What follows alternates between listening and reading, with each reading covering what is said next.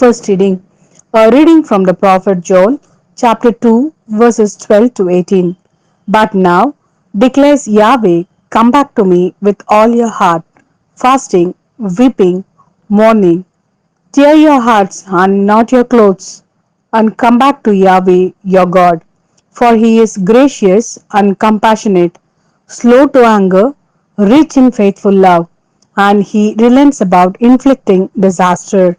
Who knows if he will not come back, relent, and leave a blessing behind him, a cereal offering and a libation to be presented to Yahweh your God. Blow the ram's horn in Zion, order a fast, proclaim a solemn assembly, call the people together, summon the community, assemble the elders, gather the children, even infants at the breast, call the bridegroom from his bedroom, and the bride from her bower.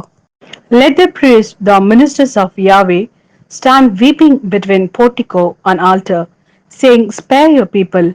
Yahweh, do not expose your heritage to the contempt, to the sarcasm of the nations. Why give the peoples cause to say, where is their God? Then becoming jealous over his country, Yahweh took pity on his people. This is the word of Lord. Thanks be to God. Second reading, a reading from Paul's second letter to the Corinthians, chapter 5, verses 20 and chapter 6, verses 2. So we are ambassadors for Christ. It is as though God were urging you through us. And in the name of Christ, we appeal to you to be reconciled to God. For our sake, he made the sinless one a victim for sin, so that in him we might become the uprightness of God. As his fellow workers, we urge you not to let your acceptance of his grace come to nothing. As he said, at the time of my favor, I have answered you. On the day of salvation, I have helped you. Well, now is the real time of favor. Now the day of salvation is here. This is the word of Lord. Thanks be to God. A reading from the Gospel according to Matthew, chapter 6, verses 1 to 6 and 16 to 18. Be careful not to parade your uprightness in public to attract attention. Otherwise, you will lose all reward from your Father in heaven. So, when you give alms, do not have it trumped before you. This is what the hypocrites do in the synagogues and in the streets to win human admiration. In truth, I tell you, they have had their reward.